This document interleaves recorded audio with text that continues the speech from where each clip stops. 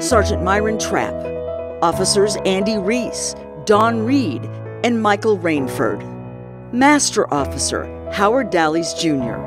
Heroes all. Each gave his life to the people of Garden Grove. Each remembered for their service and sacrifice to the police department that became their second family. But these dedicated police officers were much more than a badge and a gun. More than public servants who made the ultimate sacrifice. They were people who loved and were loved. They were talented, passionate, funny, and often brilliant. We could never tell you the whole story of what these 5 men were like. They were unique characters who touched other people's lives in extraordinary ways. My dad loved anything Western. He read Western books, loved Western movies, and he sang numerous cowboy songs. And he yodeled perfectly. So most people didn't know he could yodel.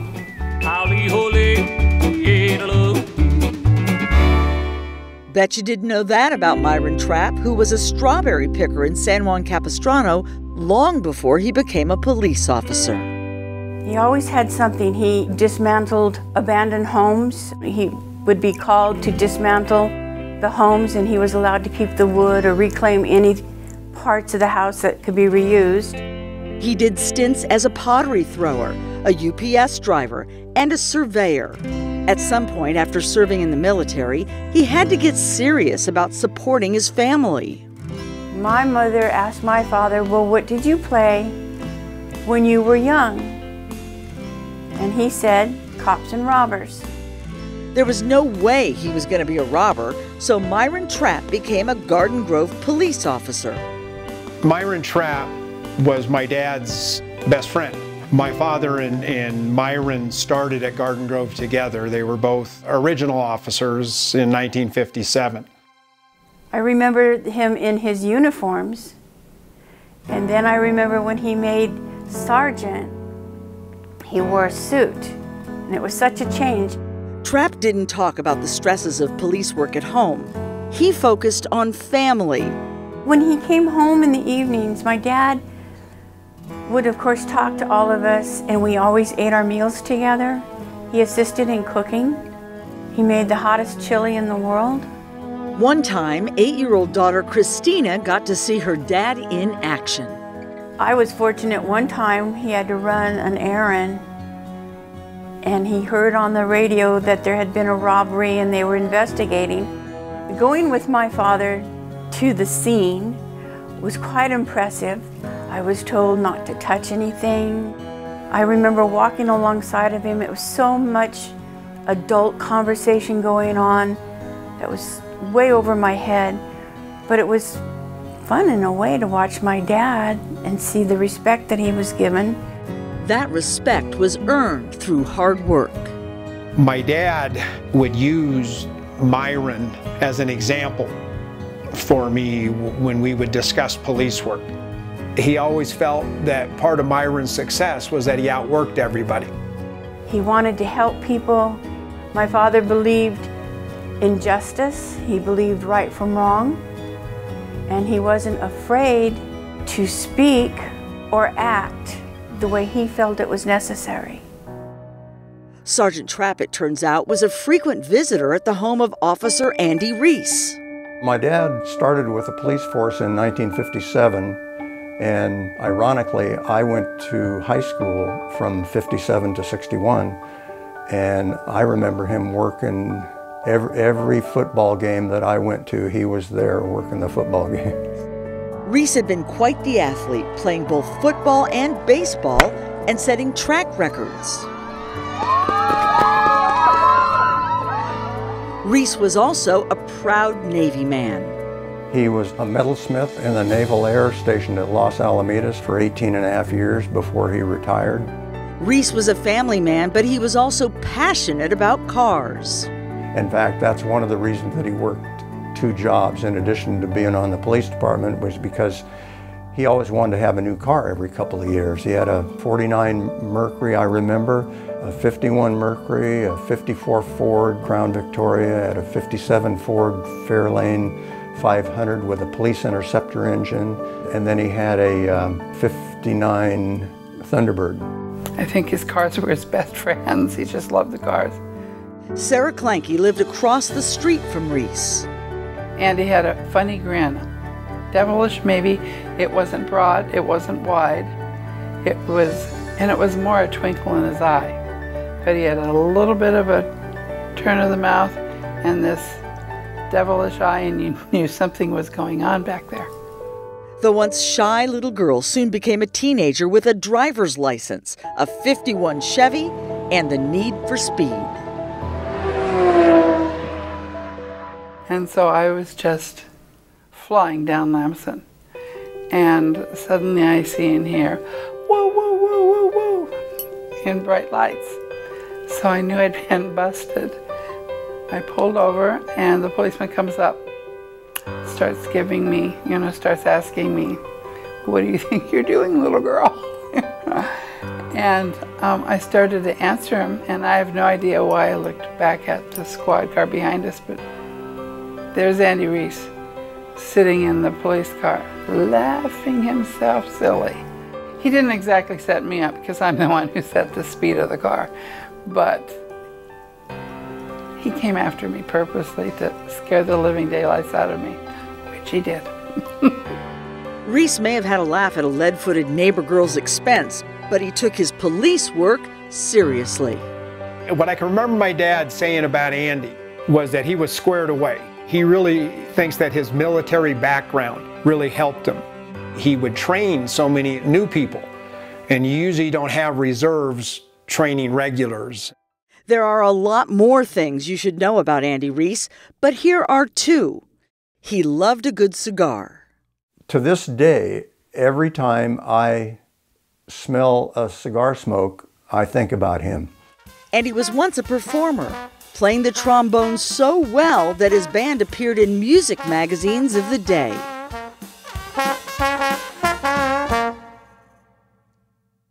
Officer Don Reed was also a performer.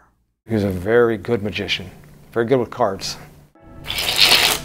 Don loved to share his talents, and people would ask him to do card tricks because they were so fascinated by it. He would do these in briefing. He would do them if you're having coffee on the hood of a car. And then I was really blown away by the fact that he performed at the Magic Castle. That's how good Don Reed was with his card tricks.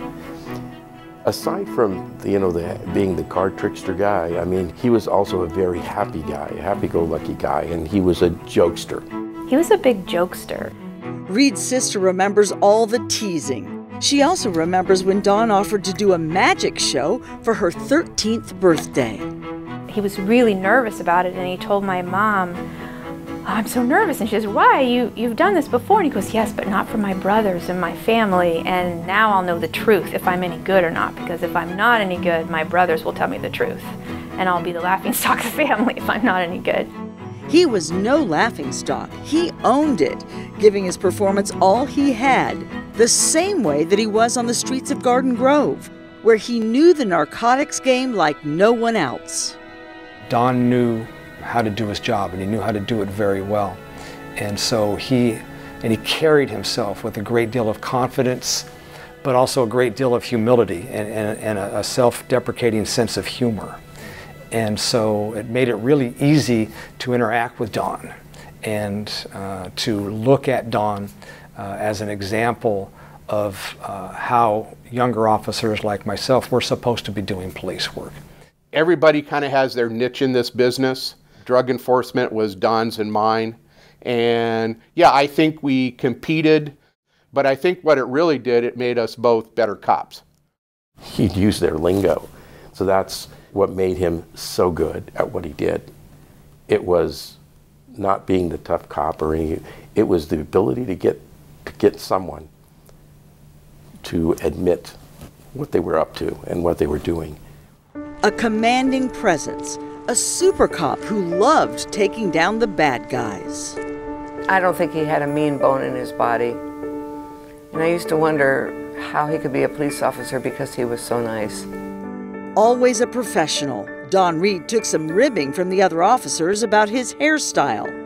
Remember, the year was 1980. So the afro wasn't his normal hairstyle. In fact, my mother really hated that afro. And if you notice on the memorial itself, it's not the afro because my mother came down with the picture she wanted and made sure that it wasn't the afro. That was kind of funny that we always consider, again, the teasing, joking guy, that was his laugh at her, was that he's got this afro, is all the pictures of him.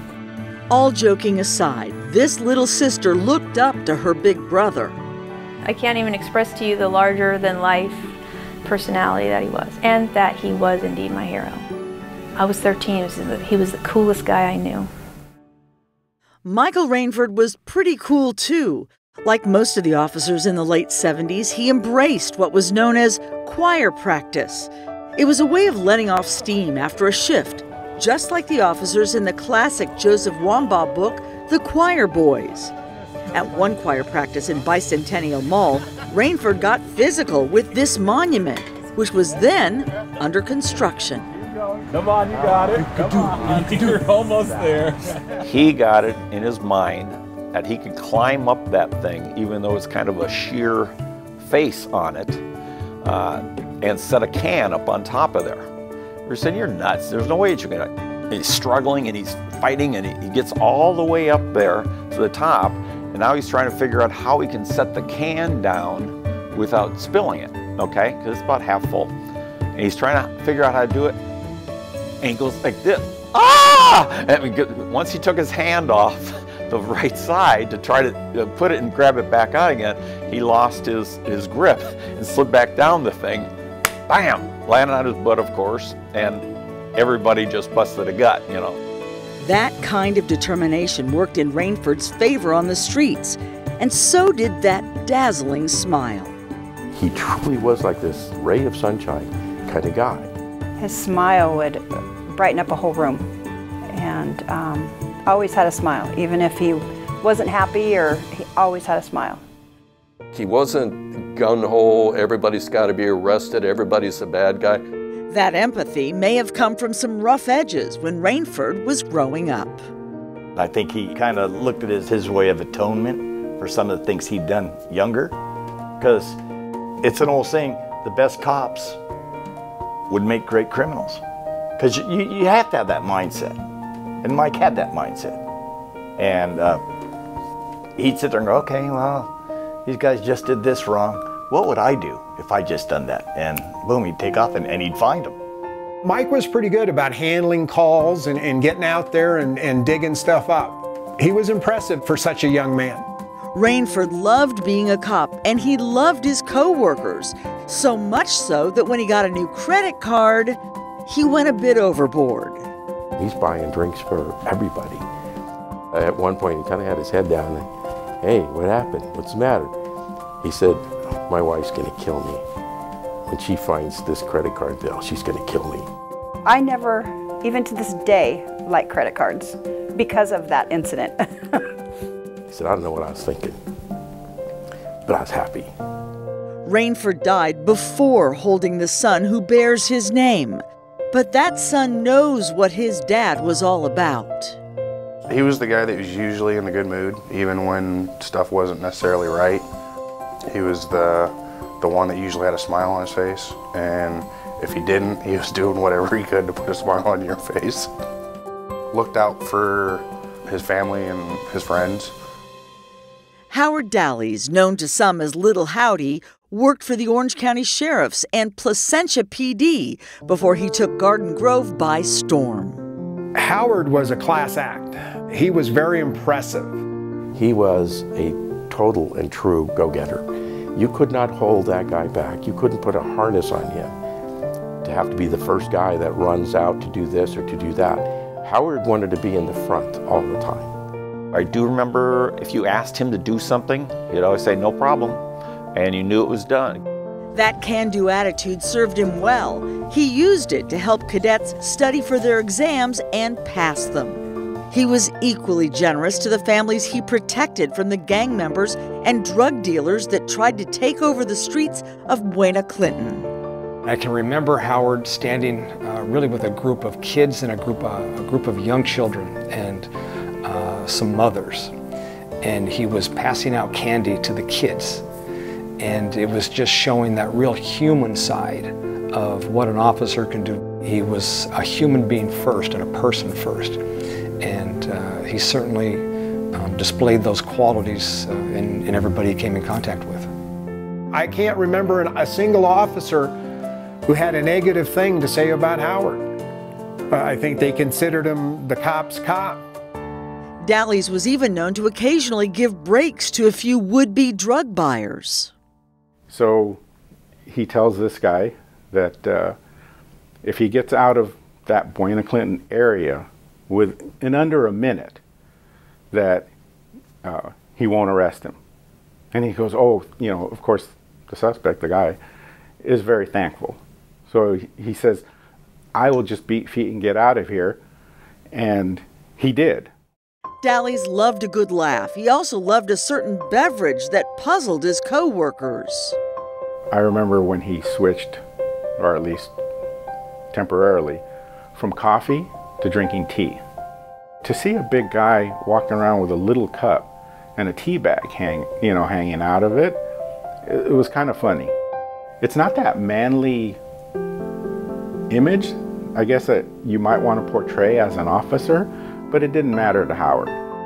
Dallies was a gentle giant and devoted dad. Loved his boys, never missed a night where he didn't call the boys and tell them good night, and just a good guy. They were all 5 good guys, the best. And yes, Garden Grove's fallen 5 were heroes in the truest sense of the word. They didn't want honors and memorials. They wanted to do the job and get home to their families. The families they loved so much are the main reason for this memorial. Well, I'm sure they'd probably be embarrassed at all the attention that's being given to them. But I would hope that if they were in our shoes, they would understand why we're doing it and how important it is, I feel, to remember them. And so I would hope that they would understand that the reason that we're doing this is so everybody would know their stories. We remember them as heroes, but we'll never forget the little things. Myron Trapp, the yodeler, Andy Reese and his big cars, the magician, Don Reed, Michael Rainford's over-the-top generosity, and big man Howard Dallies with his tiny teacup. Larger-than-life personalities, each and every one.